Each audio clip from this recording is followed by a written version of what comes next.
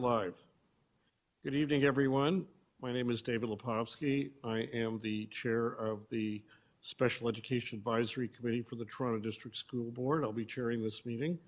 I'm speaking to you who are watching this live in color from wherever, from 5050 Yonge Street here in Toronto. We're going to just go around and introduce who's in the room here quickly. Those online can see the list of who's online, but starting to my right and then going around the room. Okay, Richard Carter with the Down Syndrome Association of Ontario, Toronto. Richard, sorry. Richard Carter with the Down Syndrome Association of Toronto, and I'm also the Vice Chair of CI. Thank you. Chipper, LC1. Nora Green, Inclusion Action Ontario. Effie Stathopoulos, Centrally Assigned Principal, Special Education and Inclusion, TDSB. Good evening, everybody. Nandy Palmer, System Superintendent, Special Education and Inclusion. Katia Palumbo, Centrally Assigned Principal of Special Education and Inclusion. Elizabeth Schaefer's Special Education and Inclusion Central Principal. Leo Lagnado, Autism Ontario.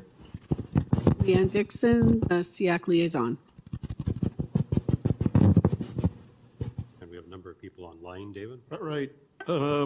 People online, we're going to, just to conserve time, I'm just going to ask that you make sure that your identification is up on the screen for those phone numbers. We'll turn to the land acknowledgement, and Richard will provide that for us. And those that can stand, I ask you to join me. We acknowledge we reside on the lands of the Mississaugas of the Anishinaabe, the Haudenosaunee Confederacy, and the Wendat. We also recognize the enduring presence of all First Nations, Métis, and Inuit peoples, as well as the importance of establishing and maintaining cultural safety through learning from Indigenous peoples and perspectives. Thank you. Thank you, Richard. Any conflict of interest that anyone needs to declare, you declare them there. If there are any hands. I'm not seeing any hands, and I'm not seeing any hands online. Anybody online that wishes to speak, please use the reactions to raise your hand, and that will put everybody in the right order, and we'll be able to come to you. But there's nobody with their hands raised, David. So all right, then we'll proceed accordingly. Approval of the agenda. I am just going to eliminate the announcements by me. They're all in the chair's report. I want to speed things up. And I want to just reverse two items on the agenda. We'll deal with the minutes. And then after that, we'll deal with the kindergarten to grade 12 report and other items. So subject to that change, and can we approve the minutes? Or put the agenda, please. motion to approve the agenda. Do I see any hands? Leo, do I have a seconder? Nora? It was a tie. All right. We have a vote. All in favor? Seeing no. Anybody opposed? Seeing no one opposed? Passed. All right. The minutes. Does anybody have any changes? Jean-Paul sent in some changes which have been made to the draft minutes. Thanks, JP, for doing that. Anybody else have any changes they need? I did get one item that was requested at the end of the minutes, the CIC report. So I haven't had a chance to add that yet. So maybe we can have the minutes redistributed tomorrow and approve them with that additional. Want to defer them to our next meeting? Would that be easier? That might be easier. All right, let's just do that to use time. Okay, Jean-Paul? Jean-Paul, go ahead, please. Yeah, thank you to you, David. Yes, I did share some, some of the proposed changes, and I think thanks, Leanne, for taking into account some of them, and you forgot to to take another one, because at the beginning of the meeting, when it is said that a member approved the agenda. I don't know exactly what does that mean. I think those are some of the things that those are some little edit. It's just to say that it is moved by a member, and not that a member approve it. All right, thank you. And unless anybody objects, can I just defer this to our next meeting and we can approve both this meeting's minutes and the last meeting's minutes so that Leanne can make the changes that were needed. If there are any objections, let us know. Otherwise, we can proceed. We're good? John Paul, did you want to lower your hand now? Thank you. Seeing no objections? And- So sorry, it was a legacy hand. Sorry, Jean Paul? It was a legacy hand. Sorry. Okay, Oh, okay. no worries, thanks. That's a term I've not heard before, but it's good to know. Just one brief announcement just by me. I am going to be leaving around 8:15, and Richard is going to continue chairing the meeting in my absence because I, at the very last minute, have been asked to give evidence before a committee of the House of Commons tomorrow morning, so I'm flying out literally after I get out of here. So I apologize that I won't be able to stay for the rest of the meeting. With respect to so let's now turn to the agenda item regarding the multi-year strategic plan. I sent a supplemental chair's report out this morning to everyone. Let me quickly summarize what this is about, and it will be in your hands to decide what, if anything, you would like to do with it at this meeting. About a month and a half ago, we were approached by a senior board official who was working on the multi-year strategic plan and wanted to consult SEAC on the wording related to the statement of the purposes that would be set out in the plan. At one level, that's kind of high-level stuff, but on the other hand, if something isn't in the objectives that matters to us, that's fundamental to us, there's the serious risk that it will fall by the wayside in actual implementation of the plan. So we appreciated being consulted. There was not time for us to raise this at the February SEAC meeting because the board's timelines required them to hear back sooner. For those of you who remember, or anybody watching online from the public, we, at the board's request, convened an informal Zoom meeting one night to meet with that superintendent and give our feedback. It was a lively discussion, a good discussion. Subsequent to that, I was approached by Associate Director Louise Sarisco, and I very much appreciate her doing this in the past couple of weeks, saying they're working on the wording, and ran some drafts by me.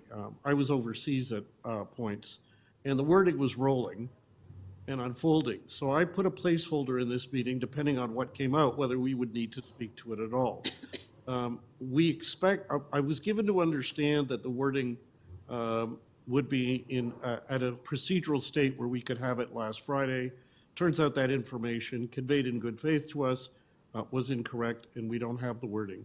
But it is going to a board committee soon, before our next meeting. So if we want to weigh in on it, we got to do it now. So the solution that Richard and I came up with last night, knowing we didn't have any board public text to comment on, and I'm not faulting anybody for the fact that we don't have it, it's just the way this is unfolded, is that we said, let's just say what we think should be in the statement of objectives relative to students with special education needs. So in the report that I circulated this morning, recognizing it's very difficult to deal with this at the last minute when everybody's busy, provided the information I just gave you, and I drew on the wording of the kindergarten to grade 12 Standards Development Committee's recommendations for purposes or goals, and I modified them to fit students with special education and a multi-year strategic plan. And I also edited it down because the the Provincial Advisory Committee, which I was a member of, wrote something that's much longer than I could see us putting forward. So what I've got before you are two options for your discussion. One is, and we can have Leanne either put it up on the screen if you've got it available or read it out, is a text that we could say, could you include this in the multi-year strategic plan, either as is, or if anybody here wants to propose changes, or as a second alternative, I put out something, if we weren't going to be able to come to a reasonable consensus without this taking up a ton of time, I gave the second option as simply saying to the board, hey, could you make sure there's something in there that comes as close as you can, I'm paraphrasing, to what's in the kindergarten to grade 12 Standards Development Committee report, which I also provide you in the report. So one is more suggesting wording and one is more suggesting a direction. And Nora Green here suggested, why don't we put them all together and say, could you come up with something close to the K-12 direction, but here's the wording we suggest. I'm happy if there's three things that this committee can do tonight. One is you could say, we don't want to do something at all on this. The second is we could say, we want to do something. We like either the wording Lepofsky has proposed, or they could offer some friendly amendments. Or you could say, just put forward the short version. Let's just say to the board, could you come up with wording to include in the strategic plan that tries to approximate what the kindergarten to grade 12 Standards Development Committee recommended. So those are three options on the table. I've gotten 2 emails today from SEAC members, 3 emails who one way or other like this. I've not heard from others, but I fully acknowledge, because you only got this today, you may not have read it at all. So what I'd like to do is to open it for discussion, essentially see if we have enough of a consensus that we could, and it doesn't have to be unanimous, but if we could have a majority that has in mind what they'd like to do, that would be great.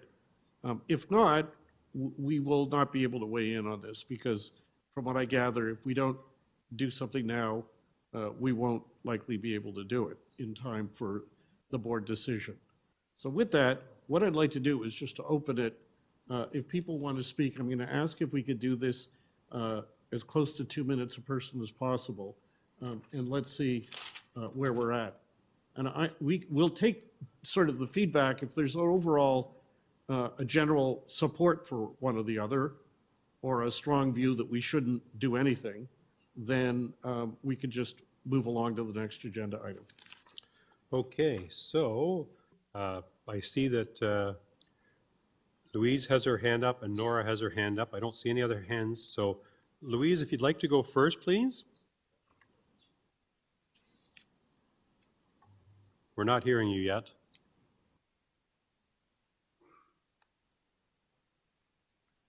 We are not hearing you at all. Is that better? That's much better. Perfect. Thank you. Settings on my computer. Thanks very much through you, Chair Lepofsky. Just an update. The report has now been posted on the board's public website, so SEAC members can see the wording that you and I were editing. It is posted for this Thursday's special PPC, and I believe it will be tracking to the board for April the 2nd, but I will want to verify that for you. So just I wanted to give that update. Thank you. Could you just read out the wording that they ended up adopting in that sentence or two that you and I were talking about? Yeah, and I can put it in the chat as well if that's helpful, Chair. Yeah, that'd be great if you could do both. Yeah, it reads, this is a value statement, SEAC members, and it states, we value a strong public education system that promotes full participation by identifying, removing, and preventing accessibility barriers so that all students, including students with disabilities, special education needs, and intersecting identities, are provided with opportunities to realize their full potential. And then there's a notation that cites this is consistent with the Education Act and the Accessibilities for Ontarians with Disabilities Act. So I'll put that in the chat for us.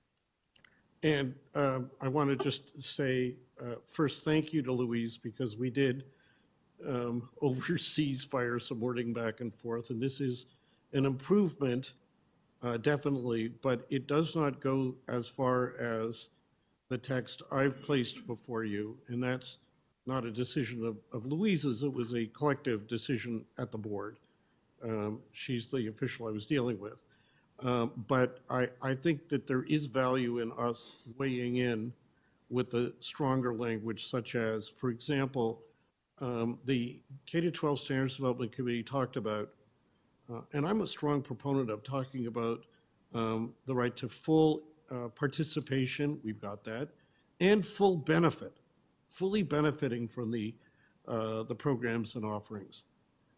And that's really important to me. And the other thing that is important in the text, the fuller text that you will see, is that it talks both about removing and preventing barriers, which captures in a bit more clarity what's before you, but it also includes the right to a fair process to get your individual needs assessed and met. And those are both important. So thank you, Louise, and now let's hear from you, and I'm going to shut up. Okay, so we have Nora next, and then Trustee Arts. Thanks. Thank you very much, Chair. And thank you for updating us, Louise. My concern when we had the our information session with the team about the multi-year strategic plan was the measurables and the objectives. And I didn't really feel, there was an entire population of special education students that weren't going to be measured or assessed in any way. So students that weren't going to be graduating, students that wouldn't be writing EQAO, there were no measures reflected for them. So I had concerns about that, which is why I really wanted the objectives, the measurables included in that, because I think there were students that were missed and not captured. Thank you, Nora. Trustee Arts? Thank you. Can you hear me? Yes, we can hear you. Perfect. I assume that this will be passed. So, but because of timelines, because this is going to be in front of a committee meeting on Thursday, once we're done here, could this be sent? Trustee Arts, can we get you to speak a little closer to the mic? We're just having a little trouble hearing you. Sorry, my headset's a bit wonky. No, that's even worse. Sorry? That's even worse. That worse? Oh. Hold on. I guess we don't have volume control on the system here, so have to get you to project as loud as possible. It's not, well, I think it's my headset's connecting to my computer. So this is, I assume this is going to pass. So I would suggest that this motion with the statements from the K-12 Standards Development Committee, that be sent as an email after this meeting or before Thursday to trustees. Say that this is what CX considered, this is what's in the multi-year strategic plan, but this is what we want you to consider as well from the K-12 Standards We're Committee. losing you, Trustee Okay, Arts. I could hear her over my headphones. So she basically said that she's assuming this is going to pass, and if it does pass, this should be sent to the trustees because it's going to be considered on Thursday. It would be my intention to try to do a deputation on Thursday if I have a position from SEAC to present. And I would intend to do that. That's a great suggestion, Trustee Arts. Okay, thank you. Okay, anybody else on the list? There's no other hands. Is there anybody else that wants to talk at this time? Jean-Paul? Yeah, thank you, Mr. Chair. I think that is, I have two comments. The first is, I remember that when Assistant Superintendent Elizabeth Addo, came to engage us about the multi-year strategy plan. One thing that we wanted her to do was to consider special education as a strategic driver. That was one thing that we asked and we request for. And back to this this text that you're submitting for comment, David. One thing, the other part of my comment is that what Trustee Arts already said, that to have a kind of appendix, on the K-12 Education Standard Development Committee, what the recommendation somewhere, so that it is it's as a refresher, because when it's only like this, people will not see exactly. One thing that we may do is that to have in brackets some key ones, some key recommendations, at least the title of some key recommendations, and refer people for more detail, to see the appendix. And another thing that I would say, and we're saying that should include should, the word should is not, there's no obligation behind it. I mean, that is, it depends on people, doing it. We say that should. What maybe we should consider maybe a stronger language here, to get people to, to have it, to include it. I mean, that is the same way that you see the language, to find the language that, Associate Director Siroski shared with us. It doesn't say use this kind of language, should or must or shall, but at least that is that value we're seeing that is something that have to be considered. But in this case, when we say should include, there's no obligation with the should. Thank you. John Paul, how about if we put the word must instead of should? Would that strengthen it? Yeah, absolutely. Thank you. Okay, I'm content with that. Do we have anyone else, or we're? Yes, we have Aileen. She would like to speak, and then we have Associate Director Sirisco again. Okay. Aileen, go ahead, please. Thank you, David, and thank you, Richard.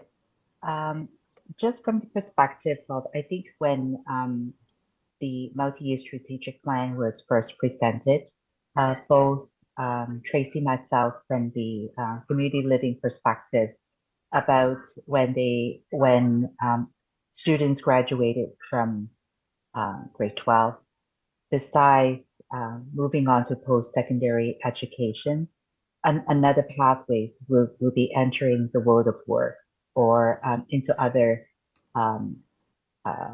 activities that will help them do well in the world of work, or life skills related activity. So I'm wondering, will this idea encompass that? And the reason that I'm asking this is because when David mentioned about full potential, I have that imagery in my mind.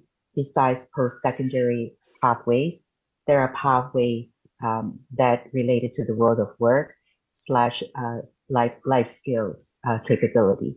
So that's what I'm thinking towards that. I hope that makes sense.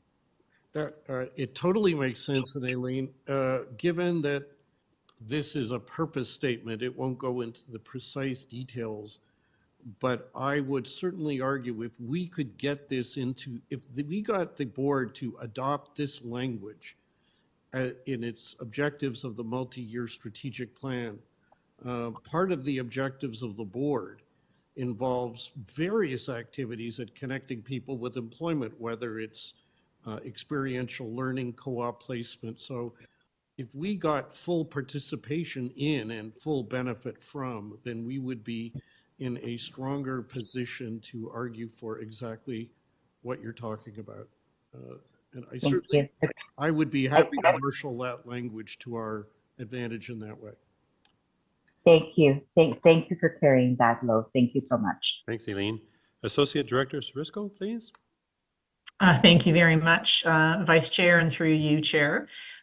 Just wanting to provide some reassurance to SEAC that, of course, the ministry has the 11 KPIs, and I think Superintendent Addo talked about that.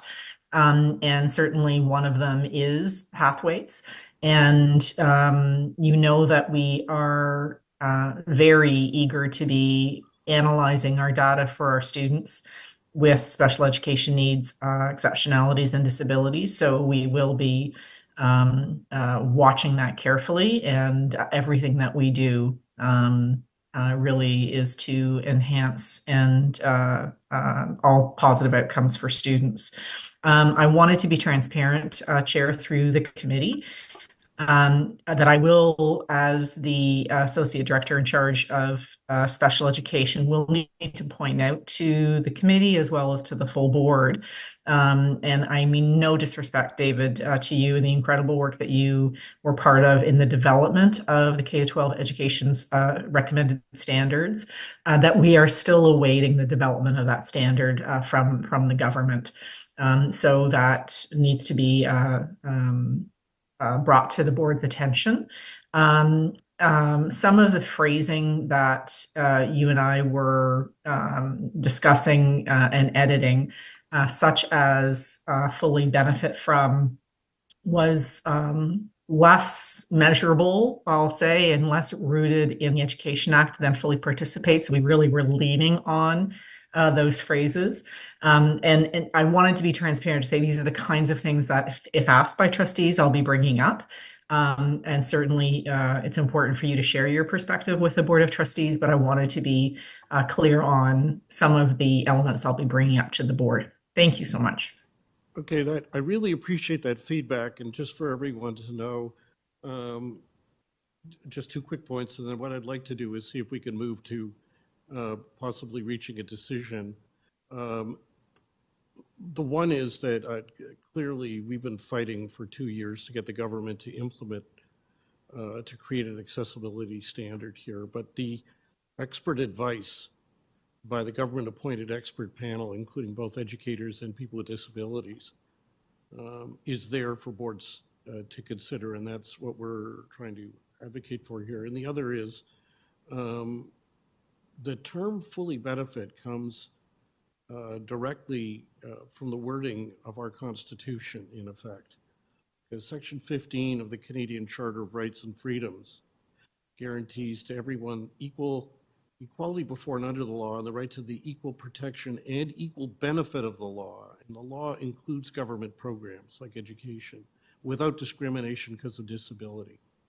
So if this committee gives me a mandate to press for this on Thursday, I will point out to them that equal benefit is a constitutional obligation, and it should certainly be expressed in one of their objectives if they want to live up to their constitutional obligations. With that, can I invite us to consider whether someone wants to bring a motion, whether the first version or with the full wording, or just the shorter version? I think the fuller wording is a better idea, but it depends on how people feel. So can we clarify the shorter wording and the full version? Leanne, can you just read out what the 2 versions would be so everyone knows what we're talking about? They're both in my supplemental chair's report. Sorry to catch off, Gordon. I have the short version here, I believe, and am I changing should to must? Yes. Okay, so I'm reading, the TDSB multi-year strategic plan must include objectives regarding students with disabilities / special education needs that reflect as much as possible the recommendations in the final report of the K-12 Education Standards Development Committee. Okay, so that's the short version. I believe so.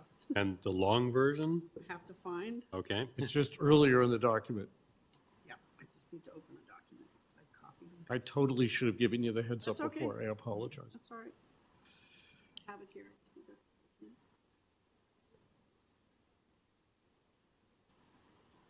does it start similarly?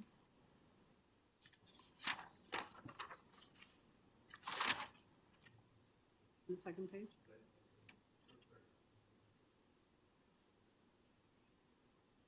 To make as much progress, that one? Yeah, To make as much progress? yep.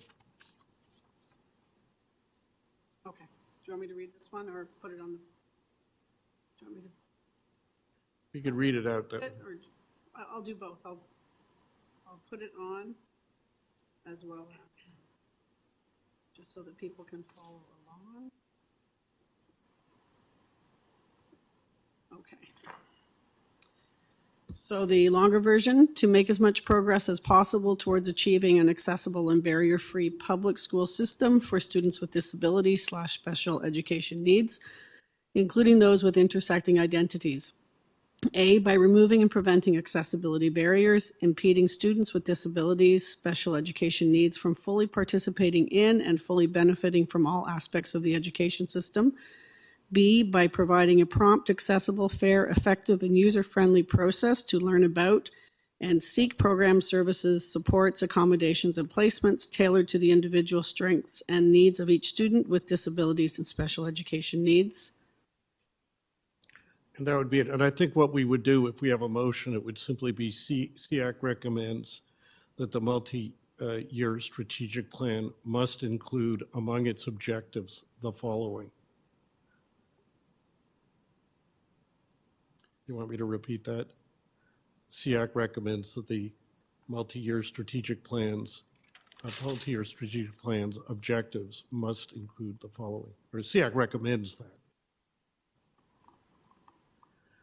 Does somebody want to, let's do first things first. Does somebody want to move the longer version? So we have Sarah moving it and seconded Leo for the longer version. Any more discussion, or can we proceed to a vote? Sure. Yeah. I prefer the second version, specifically for point B, which is something that we have been discussing for a while in some of our committees. The whole idea about informing everyone about what is available is something which I think has to be called out. So I appreciate that it's written out. Yep.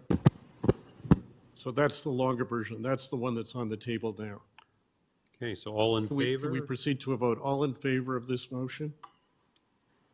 So we have So, four hands in the room. sorry, people who are online, can you just raise your hand, please? So we can see you online.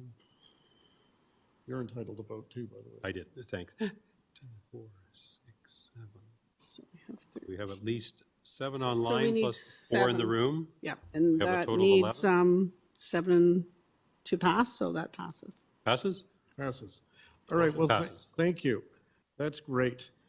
I just want to explain, if any of you are wondering, or can see me on camera and wondering why I keep reaching for my side, because the acoustics in this room are frankly really bad for hearing what you're saying when you're online.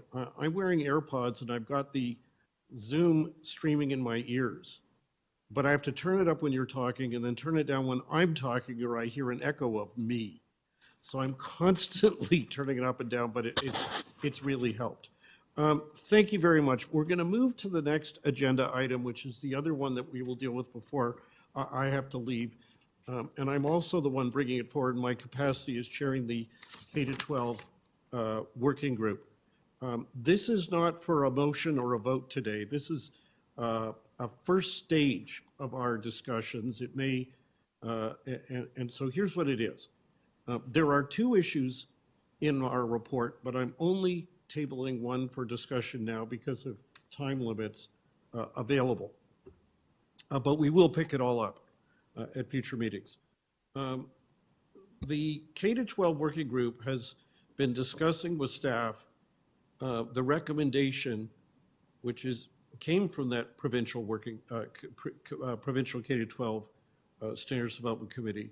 And I will, full disclosure, tell you I've been a strong proponent of this, but it got wide support, which is that the request that school boards like TDSB advise families of students with disabilities, or frankly, anybody with special education needs, but we're referring to disabilities, that they can request an IEP meeting. An IEP meeting, IEP is an individual education plan.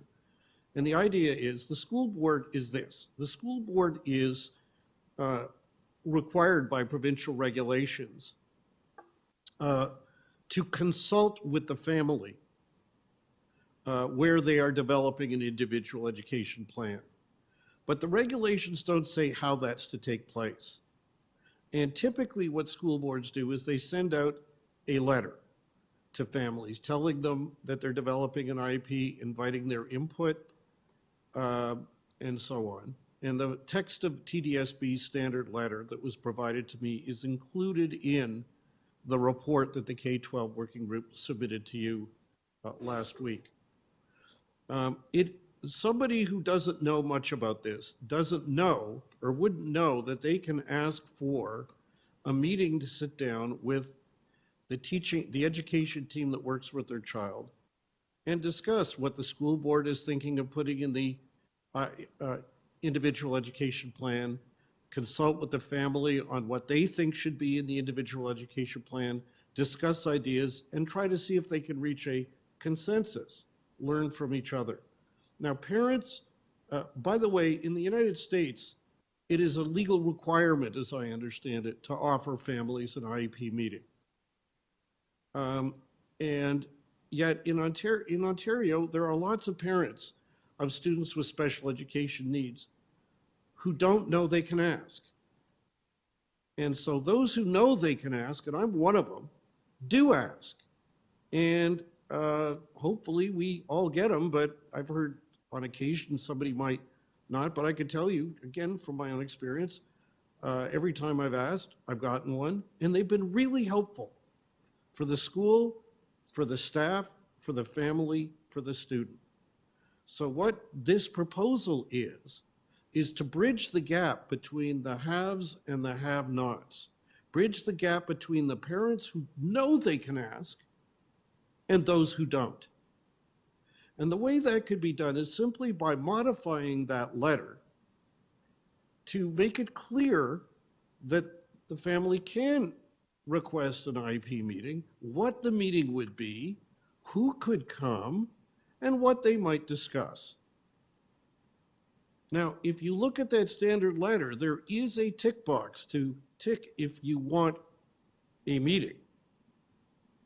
But I fear, lots of people fear, that families who don't know what I've just told you won't know what this is all about and won't know how much it can help. And therefore, we in effect are saying, could we expand what this letter says to make it clear what that they can ask for an IEP meeting, what an IEP meeting is, who can come, what they would discuss, and how it could benefit their child. That's what the K-12 Standards Development Committee recommended. What I'd like to do is not have us decide anything here, should we pass a motion or whatever. What I want to do, and I've talked to staff about this in advance, is go around the table, the physical table and the virtual table, and have people just speak up from their own experience or their association's experience of whether they think it would be a good idea for the board to make this information clear in this letter or however else they might also convey it. Our expectation is, or our request is, that we give our feedback. The staff will take the feedback away, look into it, and come back to us when they are ready. And if they come back to us and say, guess what, we're going to do it, then we don't need a motion. Or if they say, guess what, we want to try it out in a few schools or one learning center and see how it works before we adopt as a, again, we don't need a motion. If on the other hand, the response of staff is, we don't want to do it, then this committee might decide if it's a good idea that we would pass a motion and take it to the trustees. But first, the staff would like a chance to hear from you and to go back and reflect on it and come back and share information with us. And so this is step one in that collaborative process. So it's now, according to my watch, about 20 to 8. We're going to leave this topic at quarter after 8. So what I want to do is start the discussion now. If we finish it, that's great. If we don't, we can pick it up at our next meeting. So I'm going to pass it over to Richard to take a speaker's list. Okay, so we see Bronwyn on the list first. Who else do we have? Anybody in the room? We have Leo, we have Sarah, myself. I see Kirsten has now popped up on the list. Why don't we start with Bronwyn at this point? Let's say 2 or 3 minutes, within 3 minutes. Thank you. I appreciate it. I think this is an exceptional idea.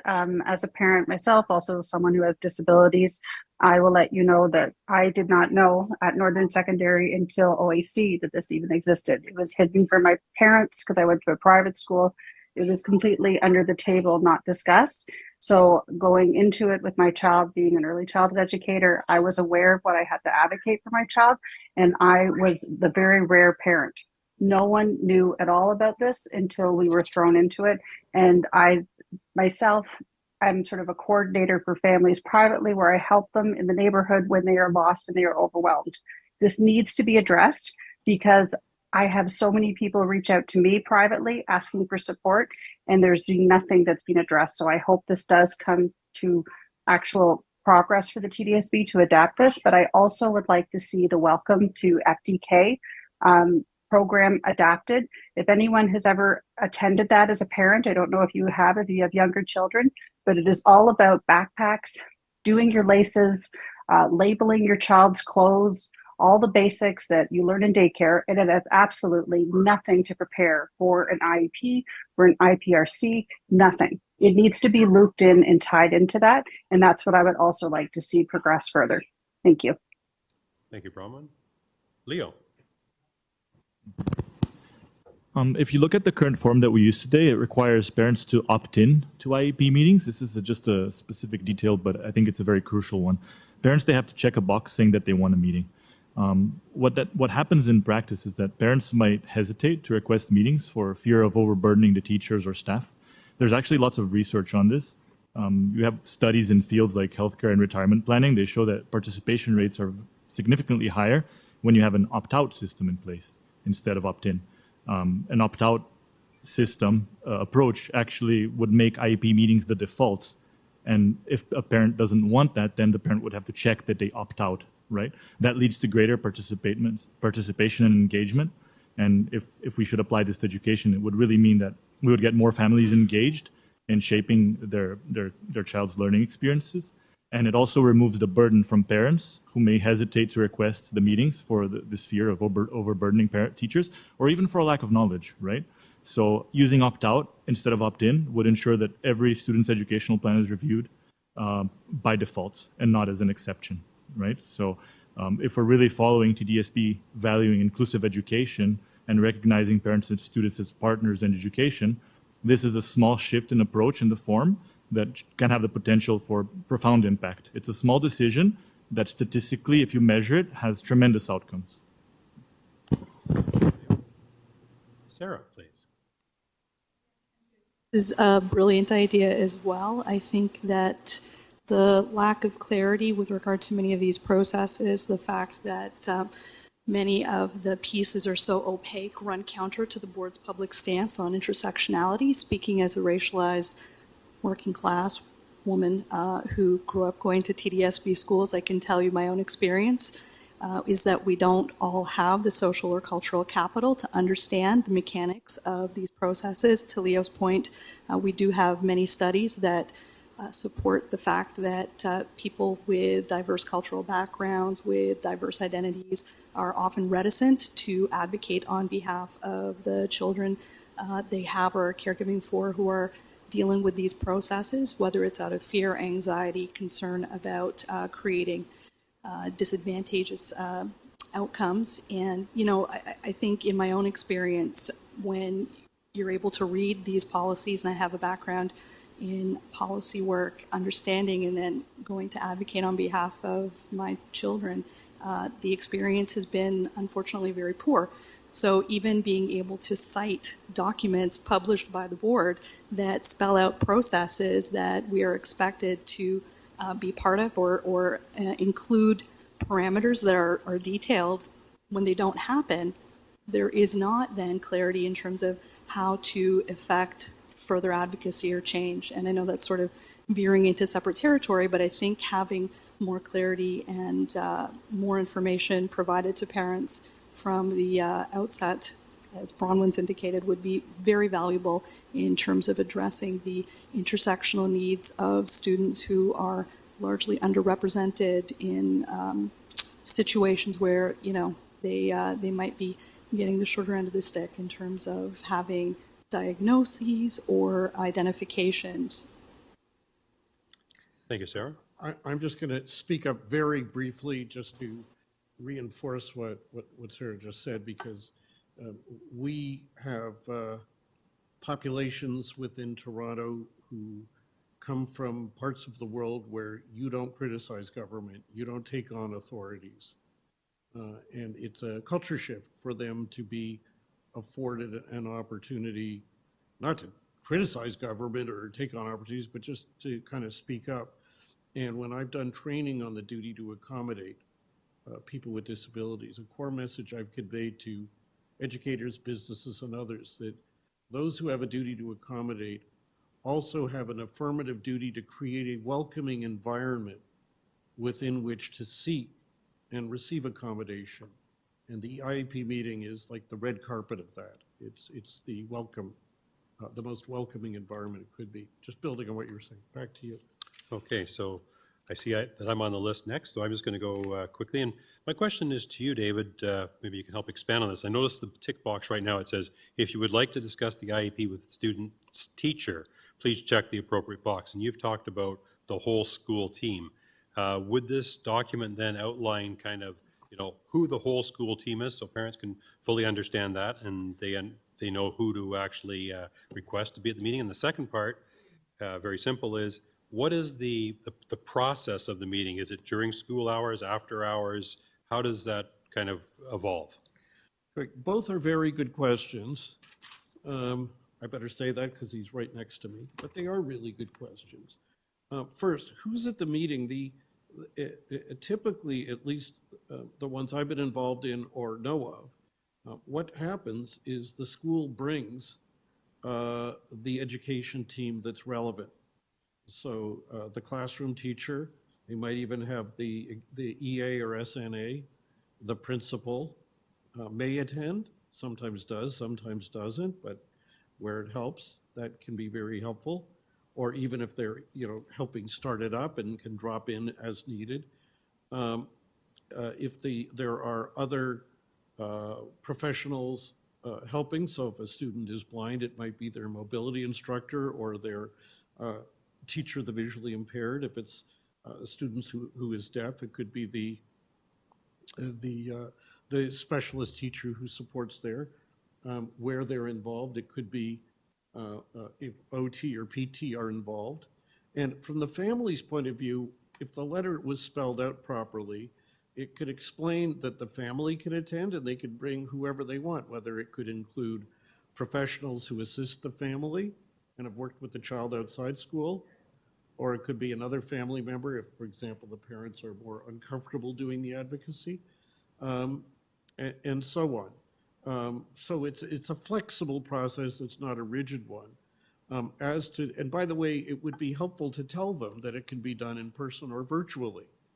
Now that we've come out of the pandemic and learned Zoom, it would be easier for families who are working to be able to take part if they don't have to come to school.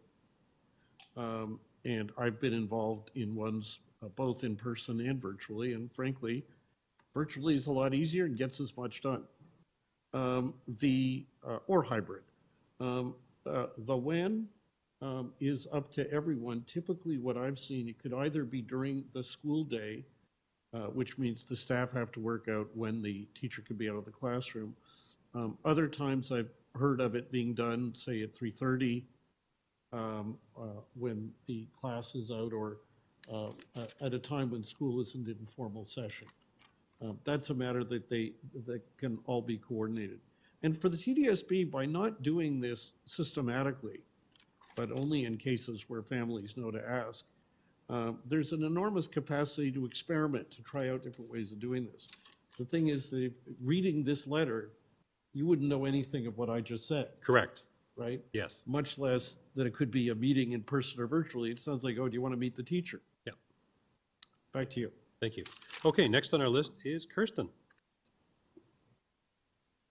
Yeah, when my son first entered the school system, we had absolutely no clue that any of this was available. Excuse me. And the only reason we got an IPRC is that I happened to have a brother-in-law who was working for the school board, and he was the one who told us that we need to request this. And, you know, he kind of walked us through how it all worked. If we hadn't, you know, had someone in the family who knows all of this stuff, there is no way we would have known. So I think it is so important not only to let families know that this is available, but that they are encouraged to bring an advocate with them, because if they do know, they get to the meeting and the meeting is stacked with people from the school board and they're kind of sitting there by themselves feeling ganged up against. And if that is a family who has come from another country, they've possibly come from a place of trauma, they've come from a place where the school system has actively done harm to them, they have no reason to trust the school authorities. You know, we need to let them know that they are in a safe place where they can have their children's needs addressed. Thank you, Kirsten. Okay, Diane, please. Hi there. Yes, a couple things. So first of all, my understanding is that the IEPs, having a meeting is done differently for different purposes. One would be IST and then SST and then IPRC. So, and then there's also just regular IEPs.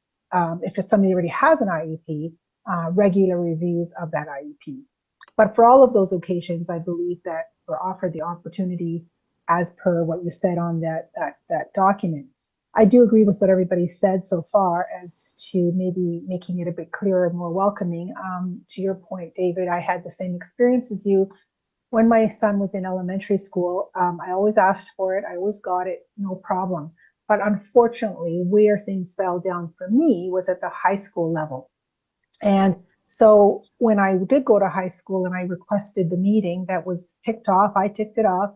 The resource, and this is important because we talk about the teacher, but it may be the resource teacher that might be involved at the high school level or maybe even at the elementary level.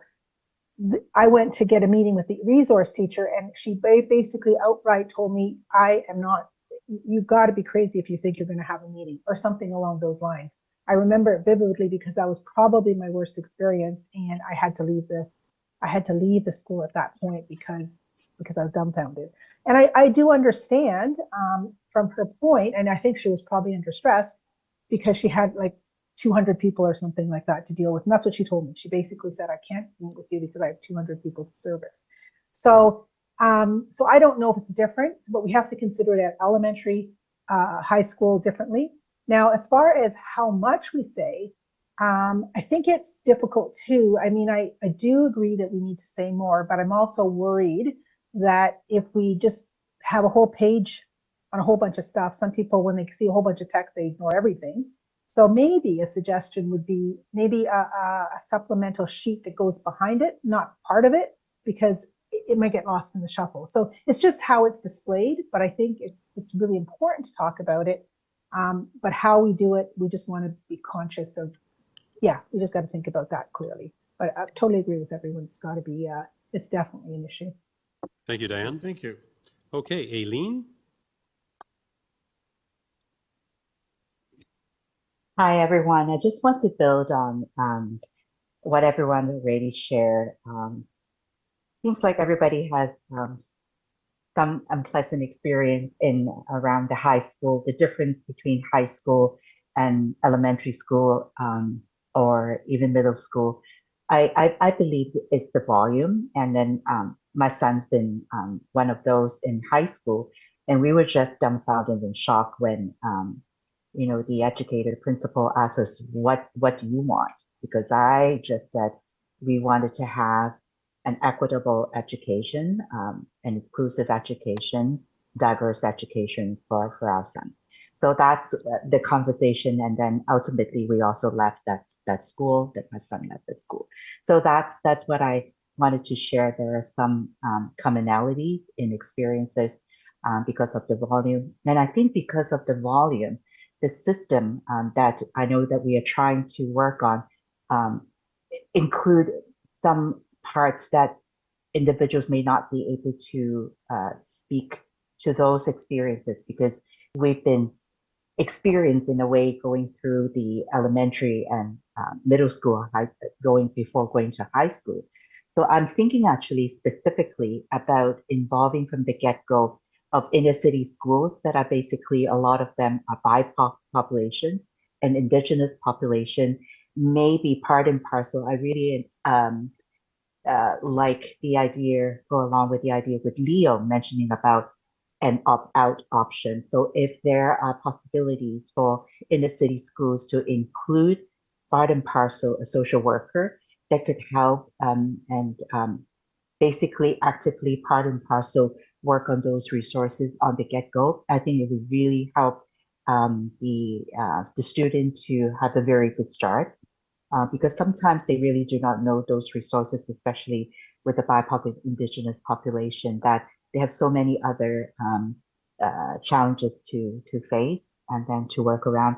And also for newcomers, and I'm thinking about maybe part and parcel with a settlement worker and being language challenged and traumatic situation might happen before they come to start school for the children at TDSB. That could be also a part and parcel opt-out option, so that the language, especially if their mother tongue is not English, that could be really helpful to give them a very good start.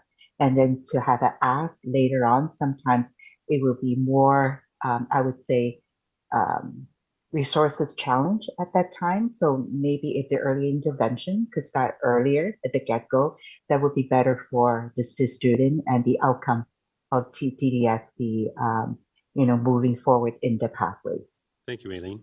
Fantastic. Final speaker is Nora.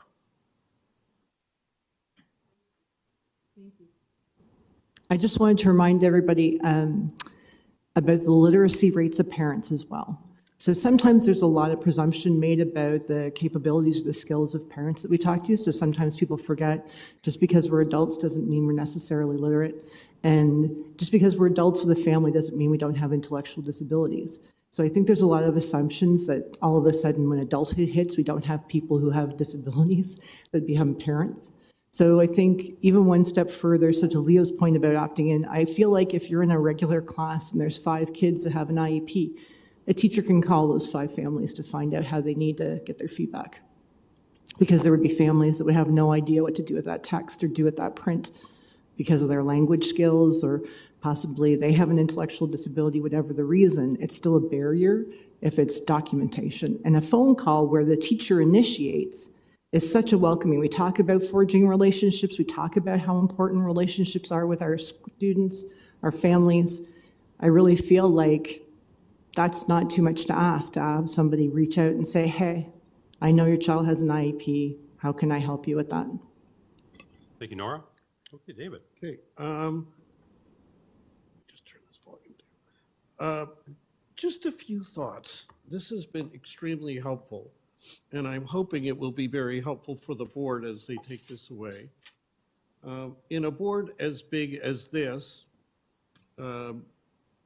they will need to come up with strategies, if they agree with this, to implement it. And you've given several ideas, and I think we can come up with more. This is our first conversation. But I just want to conclude with 2 or 3 points. One is I recorded a video for a class I taught at Osgood a couple of years ago with tips for parents of students with disabilities about how to advocate for your children's needs. And I basically shared in it the idea of asking for an IEP meeting, among other things, and how to collaborate, and why to collaborate, and why it helps. And I I've been really delighted that people have liked that video. And I'm not saying, wow, isn't that obnoxiously nice of me to make it or something. I wish I knew what I said in that video when I started on the journey as a parent of a child with disabilities in the school board. In other words, I wish I could have gone back, or I could go back in time and show that video to me. Because it's lessons I've learned, but also lessons I've learned from you at SEAC that I brought together, and from many other parents I've talked to that I brought together in that video, which tells me something about the gap between what we know, what parents know, and what they need to know. And that's what this is all about. The second thing is the idea of an IEP meeting is rooted in another part of human rights law. And you'll see this in the K-12 report. The Supreme Court of Canada, in explaining what the duty to accommodate students with disabilities means, and the IEP is the plan to meet the duty to accommodate students with disabilities. Supreme Court of Canada said in 1999 that the duty to accommodate includes a duty to investigate solutions. And that's what the IEP meeting would be. It's where the school board can not just talk to themselves, which is important, but could talk to the parents who they often characterize as the experts in their child's needs. And if we go further, the letter, as now written, basically says, we'd like your feedback, but it essentially seeks it in writing. And oh, by the way, you could ask for a meeting without telling us what the meeting would be with all the information we're talking about. Well, we have a number of families in our community for whom writing may be, and doing it in English, may be itself a barrier, whereas a meeting may be easier. The third thing I want to tell you about is about a meeting I had with the former director of education some years ago when I was previously chair of SEAC. And at one point, he, in frustration, and we had a great working relationship, but at one point in frustration, he once said to me, why do I keep hearing from parents with special education needs kind of angry with both fists up? And my answer to him, and he was frustrated, he really wanted to get sort of feedback on this, and I said, it's because too many parents, no matter how well-intentioned the teachers and principals are, too many parents are up against a system that is not designed for their kids. It's designed for the folks who don't have disabilities. And when they try to work a system that's really not designed for their kids, there may be individuals who care, but it's frustrating. And what my experience is that and we as SEAC members periodically get copied by parents who are writing the board, and they CC all of us because our emails are up on the website. And they come with long narratives of the frustrations they experience. And my view is the IEP meeting is such a starting point to diffuse that, to build a direct relationship. Now, it's not to mean that everybody's going to agree on everything all the time, but to have a stronger relationship, to learn from each other, to do trial and error and make things better. So I see no downside in offering it, and I see a lot of advantages. So with that, we're not asking, and deliberately we're not asking the staff to comment. They're taking notes. They're going to take this away. They have our request.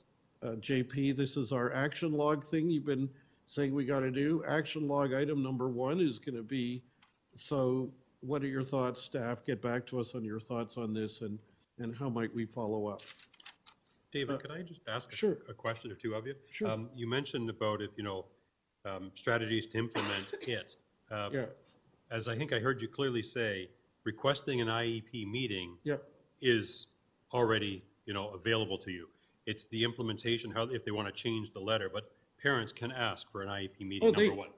They can ask now, but what we're talking about is the many parents who don't know they can ask. Correct. And the other thing is, I recall one parent coming to me one time when they filled out the IEP form, and there was a very small box to put your comments, and they wrote outside of the box and actually marked it up, and they were advised by staff that they had defaced a provincially mandated document, and it was like a horrific experience for them. So you maybe want to speak to how to write outside the box, and then I see Nandy has wants to have a final comment. Thinking outside the box. Sorry, who? Yeah. Nandy wants to comment? Nandy. Okay. Nandy, you want to take it away? Appreciate all the feedback and the comments, and David, I had sent you that letter to give some feedback on that letter as well. So we're really excited about the opportunity to look at some of the feedback and to see how we can make this better for families. I think we're all hoping for the same outcome here. In terms of timelines, I don't want to commit to anything, but I will say that this will be some summer work that we will be looking to, because we are right in the middle of staffing, as you know, and budget and other issues. But really, we've taken copious notes, and we're quite excited to look at what we can do in terms of next steps. I do want to remind everyone that we did create a parents guide to the IEP and to the referral process, IPRCs, as well as special education guide for parents, guardians, caregivers. And our communications department is actually working on some videos right now to accompany those guides, but that's not to say that we can't do other pieces as well. So thanks everyone for the feedback, and we're going to move forward together on this. Thanks. All right, great. Well, listen, thanks. This is an illustration, I believe, of what SEAC can do when we're at the top of our game, taking an idea forward, getting staff to work on it. And if you work on it over the summer, agenda item September, we're looking forward to it. I'm going to apologize and pass the torch over to Richard for the rest of the agenda, and wish you all well, and we'll see you in a month. Safe trip, David. Thank you. All right, so we are now at 8:10, and I would like to welcome Angela Nardi-Hadessa to give us an update on the SEPRC, which from my conversation with David earlier, I understand the focus is, it is mainly an update. I don't know that you're soliciting any feedback. If you want to speak to this beforehand, Nandy, go ahead, please.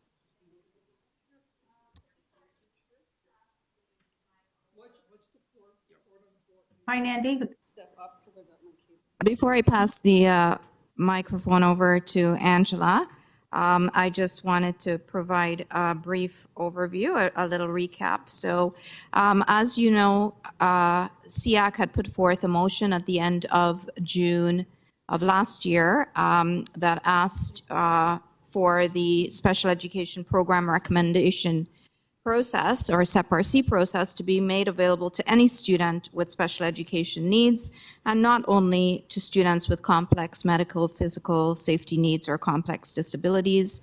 As a result of that, at the board meeting on September 27th of 2023, the board passed a resolution that the SEAC motion be referred back to staff to communicate with SEAC the plan for the review, as well as the outcome of the review and the direction that the TDSB was going to take.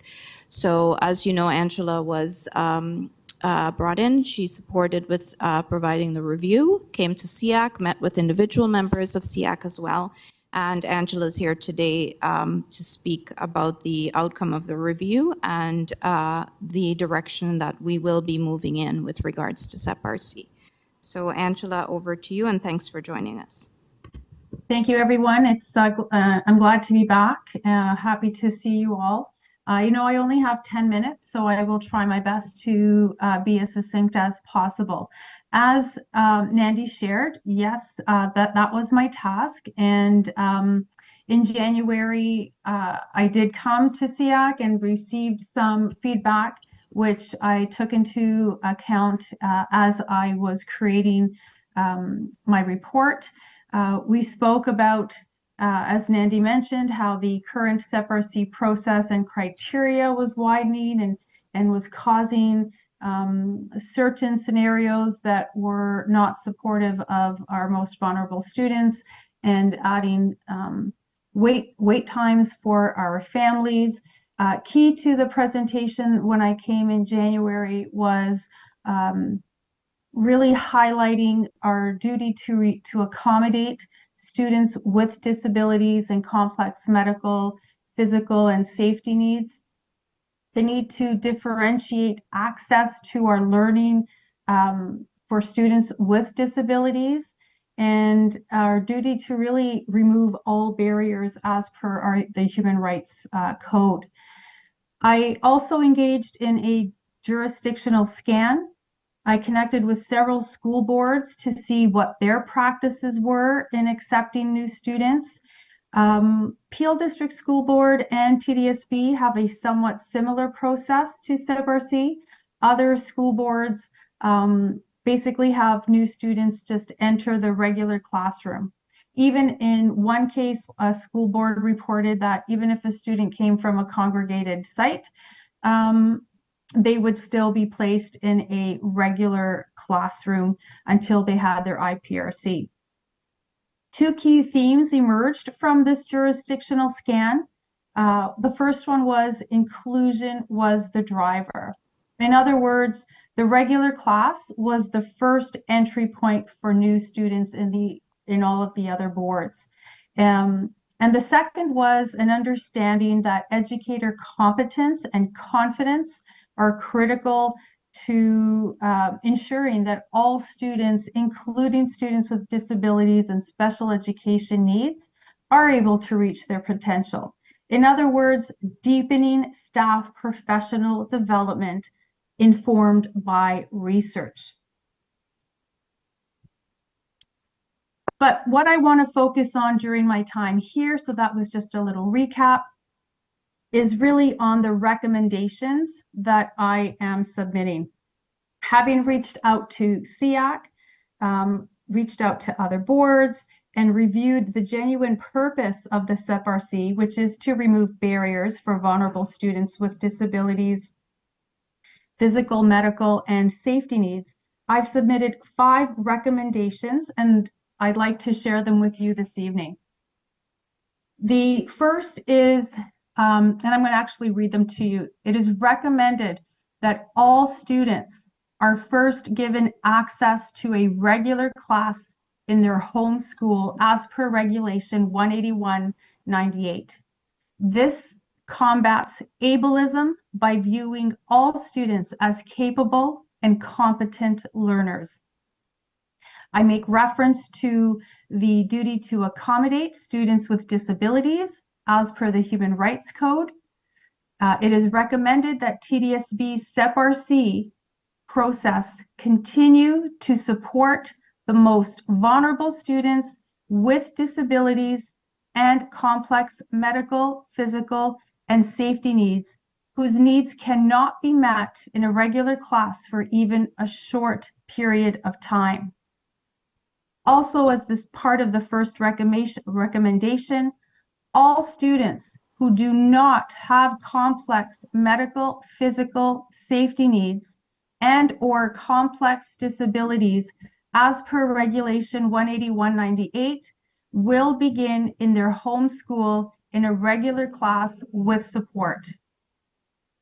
My second recommendation, it is recommended that the CIBRC information in the special education plan be updated to include TDSB's duty to accommodate new students with complex medical, physical, safety needs, and/or complex disabilities. My third recommendation, it is recommended that a series of mandatory special education professional learning based on a 3 to 5 year cycle for school teams. Teams must include superintendents, administrators, teachers, and support staff. Be implemented. Part of that third recommendation, deepening and updating pedagogy on special education topics, in particular in the area of ableism, deepening understanding of universal design for learning and differentiated instruction, culturally relevant and responsive pedagogy, and dismantling attitudinal, systemic, and socially constructed ideas of normalcy and desirability. My fourth recommendation, it is recommended that information gathered from a SEPRC meeting prior to a September start be used to create a robust transition plan for students entering TDSB. And my final recommendation, it is recommended that a parent guide be created to communicate the SEPRC process to families looking to register their child with complex medical, physical safety needs and/or complex disabilities in the TDSB. Thank you, and I can pass it back to Nandi. Thank you, Angela. Nandi? Thank you. So tonight was information sharing as per the resolution from trustees at the beginning of September. And Angela has outlined how we will be moving forward with the SEPRC, but I'll pass it over to Louise to add any last comments on this. Thanks. Thanks very much, Nandi. I just wanted to express my gratitude to Angela for extensive work, and to SEAC for contributing your voices and giving us an opportunity really to review the history of the SEPRC in the TDSB. I really think that the recommendations going forward are going to be centering our most vulnerable students, ensuring that they have timely access to a SEPRC as it was designed, and for us to be aligning ourselves to the expectations in the regulation. So once again, thank you very much, Angela, so appreciated, and thank you to SEAC. Back to you, Chair. My pleasure, thank you. Thank you, Associate Director Sarisco. And I think on behalf of SEAC, I just ask members of SEAC if they wish to join in as well, extending our thanks to Angela and staff for everything they've done in this area and bringing this back to us with the recommendations and going forward. Is there I didn't catch it at the first, is there a timeline when this is going to be put forward and to who and when we might hear back? Richard, this will be updated in the special education plan for the upcoming school year. And we're hoping to have the guide for parents, guardians, caregivers completed in time for that, for the beginning of the next school year as well. Okay, thank you, Nandi. Did I see Norris? Do you want to say thank you? Or? I did want to thank Angela for all the work and her reaching out to us and asking for feedback. And we really appreciate that. And I guess I just have a quick question about monitoring the implementation of it and how we're going to make sure that families are getting timely access to school. I'm just curious, because if in the middle of the year somebody comes, a SEPRC is arranged, are we using like general absence codes and the kids out of school? So I'm just curious about how we monitor how much time a student is losing, even with this process in place. So did Associate Director Sarisco want to answer that question, and then we'll move on? Yeah, thanks very much, through you, Chair. Carter, to Nora, and inviting Nandi and Angela also to contribute. This, I agree with you, Nora, does tie back to students who are on perhaps a refusal to admit. I certainly hope not, but I know that's the concern of yourself as well as other SEAC members. The SEPRC is for students who are new to our board. So that in itself is an outreach from a parent to an administrator who connects with our consultants, and away we go. We collect monthly data on students who are experiencing modified days or who are not in school because of refusal to admit. I think that we can be certainly adding data for requests for SEPRC. The data that we have currently is that they do happen in a timely manner, but we can certainly take that back and to be asking how we're actually measuring that. So thank you for the question, and we'll critique our processes to see whether we can add SEPRC as part of our monthly data collection. And we'd be happy to update you along the way. Thank you very much, Associate Director Sarisco and all the staff for their input. That is great. We will now move on to the leadership report, including the budget update. Oh, did I hear somebody else? Background? Sorry, through you, Chair. I saw Aileen's hand. I think that you missed that because it's Okay, tough well, to I be saw a in thumbs up at person one watch the point, but screen. it's a hand now. Aileen, was it a quick thank you comment? Yes, a quick thank you to Angela to share the process. And also, I just want to build on a quick comment on the timeline. I think we talked about modified days, and I just wanted to know that maybe initially for the setup, and I've been actually in tune to some of the situation because of the complexity. It does require modified days for some students.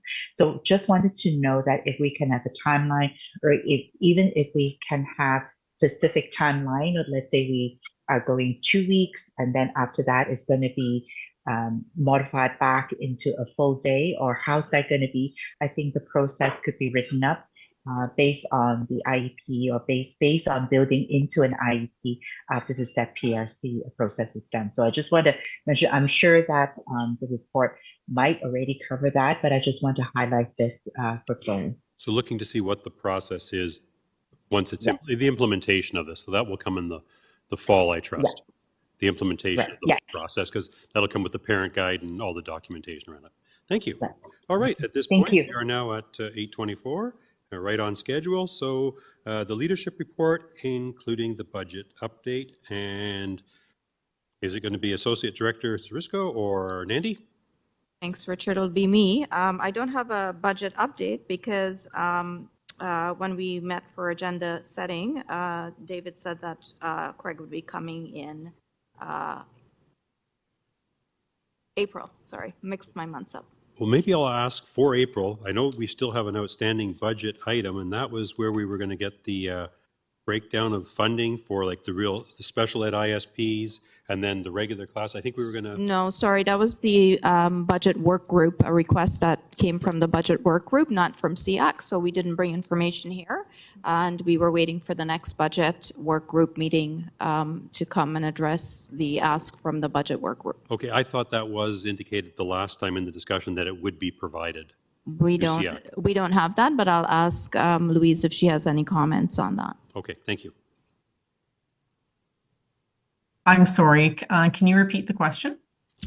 The question was about the budget work group requests for specific dollar amounts for staff in ISPs, staff in regular classes, and I explained that we don't have that information because that was a budget work group request. So we were waiting for the next budget work group meeting to address those.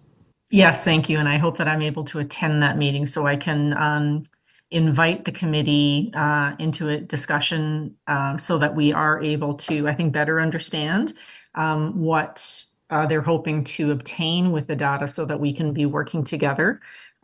Sorry, that is my cat, my daughter's cat, so that we can be working together to identify possible collection points. That isn't an analysis that we have, but I want to hear more from the committee because I think it's about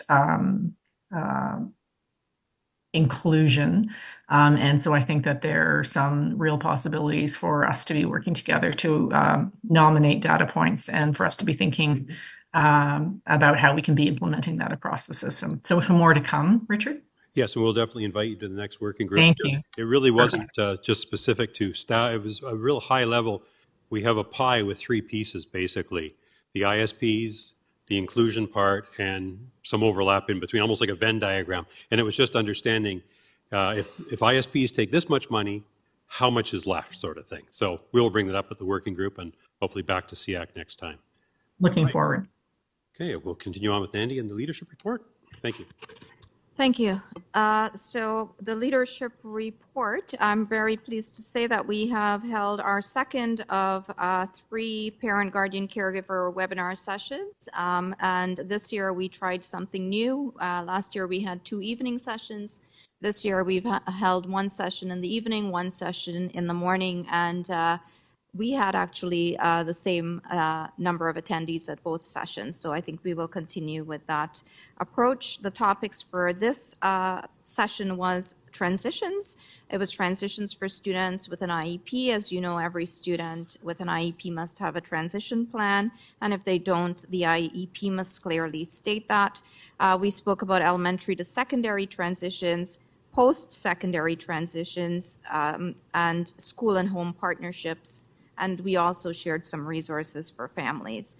And the sessions were recorded and posted on the public website. So there are now 5 parents webinars that are posted on our public website, 3 from last year and 2 from this year.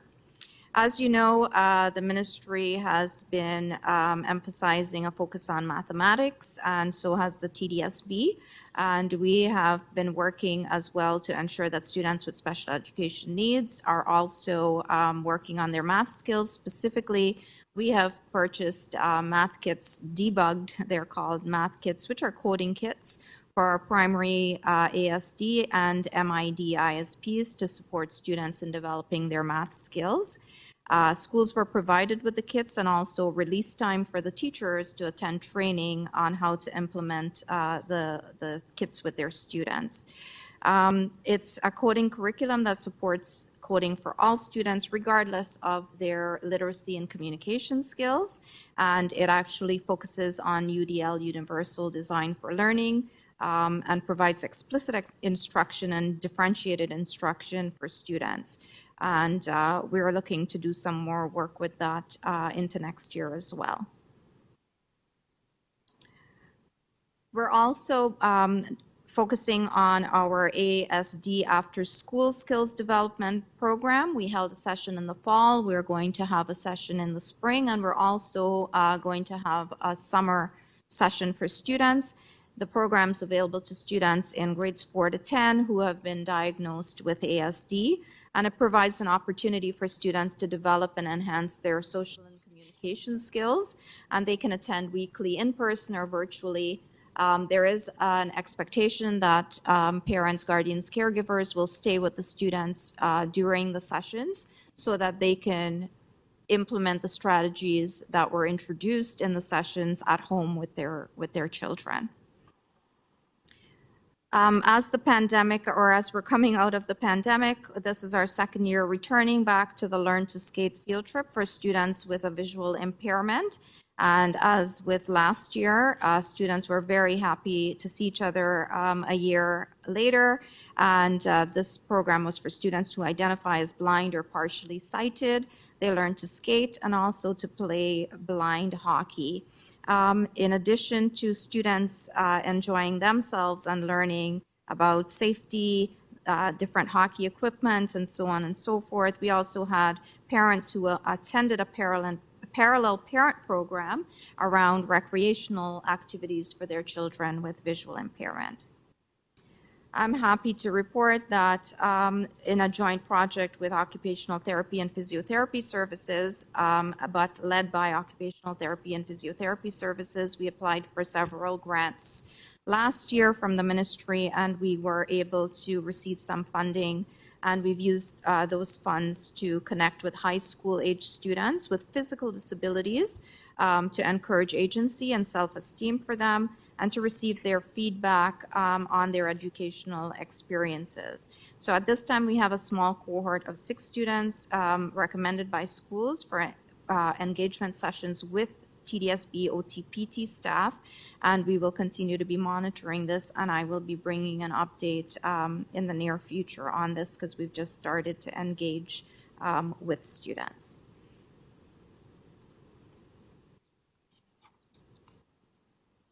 So the ministry has provided school boards with a subsidy for any teachers that are willing to take special education, additional qualification courses or AQ courses to build their capacity to support students with special education needs.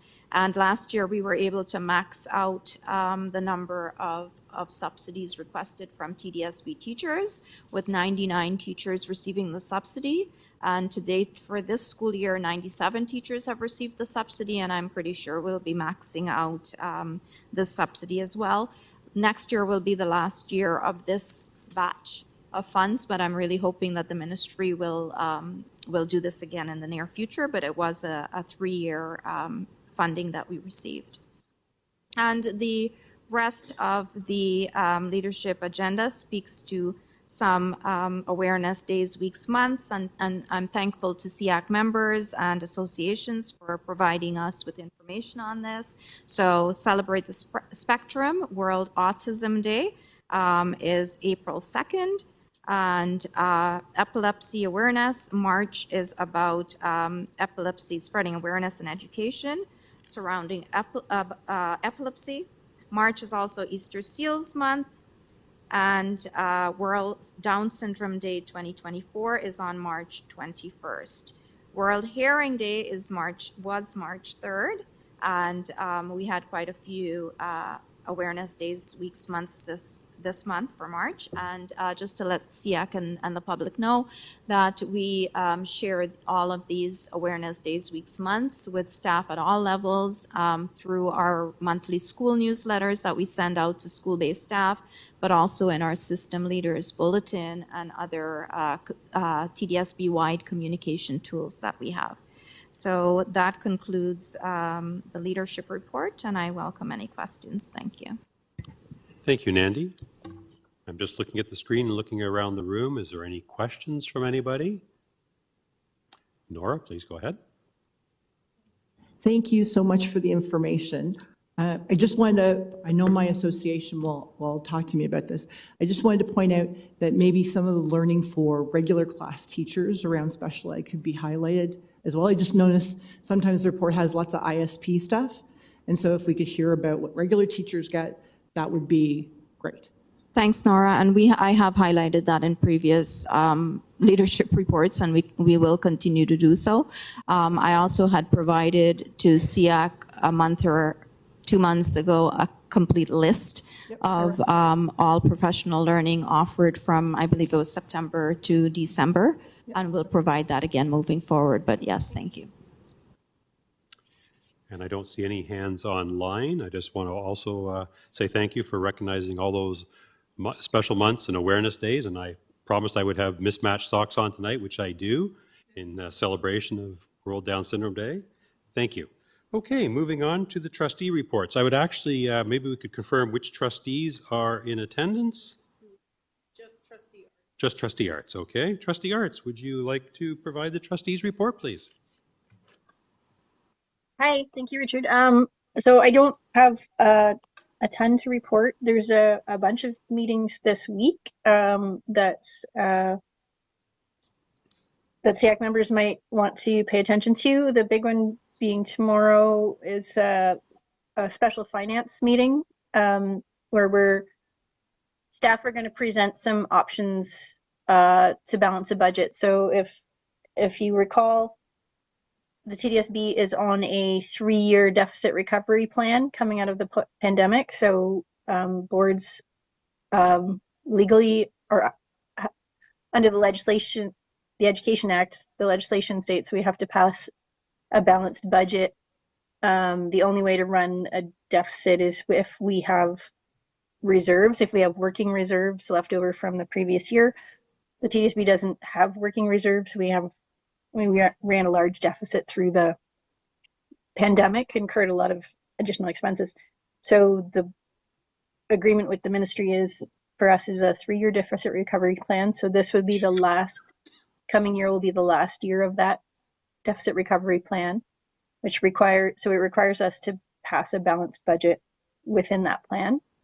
There are some, anyway, the report's online, and tomorrow's meeting will just has one agenda item. If people want to tune in, it shouldn't actually be too long, but we won't be deciding anything tomorrow. Tomorrow will be a discussion of the current financial position. So there's a few things that have come in better than expected in savings this year.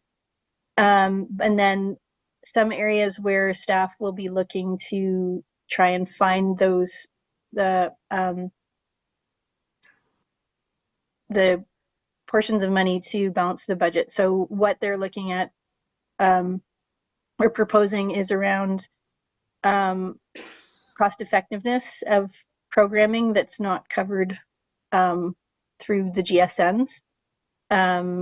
So some modifications to outdoor education, modifications to continuing education, and adult, specifically adult learning, and adult learning that's not particularly covered, not specifically covered by funding from the government, and then central savings. So there's a list there of modifications and central staffing, and the goal is to not have cuts to programming that or funding that impacts schools or students. And then we will also, there's a few pieces we need to ask the government for. One is to lift the moratorium on school closures. So the TDSB does have undercapacity schools, especially at the secondary level. We have a robust secondary plan to right size our secondary schools and make sure that they have fulsome programming. But we actually can't do this because the Ministry of Education imposed a moratorium in 2017 on school closures, and the current government has never lifted that moratorium. And it really hurts all school boards. It impedes the ability of school boards to manage their buildings and their infrastructure. There's also actually the governance and policy meeting on Wednesday has quite a fulsome list of policies, specifically a big one, the fundraising. The fundraising policy is coming forward. It's been under review for many years. And another one that's important is an update on the review of the Learning Opportunities Index. And Learning Opportunities Index is one of the ways that the board uses, it's a set of calculations the board uses to determine equity-based funding or equitable distribution of funds, specifically looking at socioeconomic socioeconomic indicators within school communities. So those two will be on, and those I think will involve some lively discussions amongst trustees. And then on Thursday we have a special planning and priorities meeting where we'll be looking at the final draft of the multi-year strategic plan. Thank you, Trustee Arts. I'm just going to look around the room and look online and see if anybody has any questions. I don't see any hands raised at this point. The one question I have for Leanne, based on what you were saying, Trustee Arts, about the meeting coming up and talking about the cuts, can we get the notes that are publicized after the meeting sent out to all of SEAC regarding what the plan is there, so that we just understand any impact to special education? Is that a reasonable request? Sure. Thank you. Okay, we are now at 8:40, and the next item on the list would be the working group updates and community updates. So any updates from any of the working groups? Okay, yeah, I don't have anything. We've already touched on budget and special education plan. I think the leadership report touched on everything. Association updates, I know that has been covered somewhat in the leadership report. Is there any other association updates to be brought forward? Seeing none, we will then move on to the next item. And does anybody have any other, Steve, go ahead, please. Yeah, sorry, Richard. I just wanted to mention that March 26th is Purple Day, International Purple Day for Epilepsy. If you could just, on that day, celebrate the fact that 1 in 100 people have seizures, and not to be afraid of them. That's Thank you, Steve. all I wanted to say. Thank you very much. Okay, so other business. The one thing I would bring up, as I believe many members of the committee have received, there was an email sent out by Melissa indicating her resignation from ABC, And now we will await ABC to nominate a new representative, and that will go to board, and then it will come back to SEAC and that. And obviously wish to thank Melissa for all her time, effort, and the input that she's put in over the years to SEAC, and wish her the best moving forward. I see Nora put her hand up, so. No, I just wanted to thank Melissa as well for her significant efforts. Like, she spent a lot of time researching, you know, things that were happening in the board that people perceive are in special education, but still impact our students because they impact all students. And so I think, you know, Melissa was very good about trying to reach out and understand how policies that people may not have perceived as being something that affects our kids, trying to highlight how that would affect our kids. And while Melissa and I often would discuss and not always agree, I respect the fact that she spent significant time and effort trying to make sure that we were all informed about what was happening in the board. And she's done that for a lot of years. And a very significant amount of time as well. You're absolutely right on the mark there. Thank you.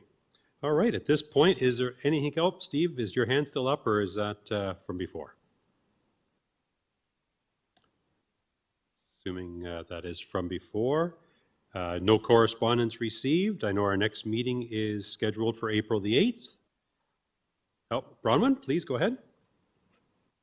I just wanted to thank the TDSB and everyone who advocated for our DHH kids, because today my children attended the DHH field trip that hasn't taken place since COVID. So again, I really appreciate it. My kids were so happy to see other friends that they hadn't seen for a while, new teachers that they hadn't met who were using ASL, but also spoken language, also seeing kids with technology. It was amazing. So thank you so much for putting that funding aside for the DHH community. We all appreciate it. Thank you, Bronwyn. Nandi, please. Thanks, Bronwyn. That will be in April's leadership report because it happened to have happened today. So thank you. And we're happy. They had so much fun. They loved it. Thank you. Thank you. Okay, so not seeing any additional hands raised in the room, on the screen, having nothing else on the agenda. It is now 8:44. Do I have a motion to adjourn the meeting from anybody? I know it's a little bit early, but Nora, motion to adjourn. I don't know, we need a seconder, but all in favor? Any opposed? Seeing none opposed, the meeting is adjourned at 8:44. Thank you. Good night, everyone. Stay well. Good night. Thank you very much.